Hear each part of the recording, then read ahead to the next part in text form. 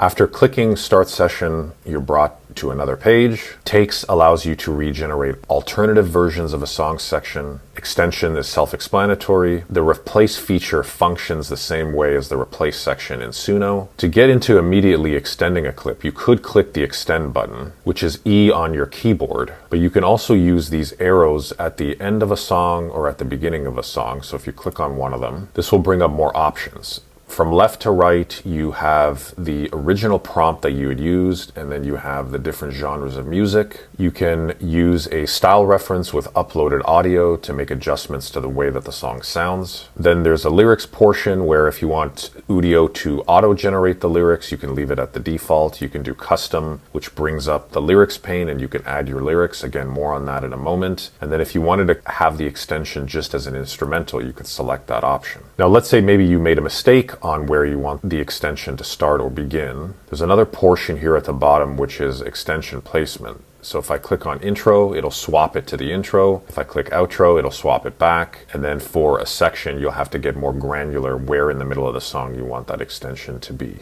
And Udio does have advanced options, and there's a toggle here if you toggle this on or off. This will bring up things such as style reduction, and then there's a small arrow here at the bottom right where you can cycle through. And then you have things like your prompt strength, the generation quality, and which model you want it to use. All of these things are available to you if you need them. Once you've made your adjustments, click the extend button. You will get two alternative versions which look like these gray pill type shapes. The cool thing is with these different alternative takes, you can switch through them seamlessly real time. If you're not satisfied with either clip, you can click on the takes button. This will highlight the portion of the song, and you can make your adjustments and click on regenerate takes. The cool thing is you can just keep clicking generate takes, and you'll notice here a number of options that are being loaded simultaneously. Up in the top left, there is a history section, or click H on your keyboard. What history does is it catalogs all of your edits, which you can then highlight and immediately jump to.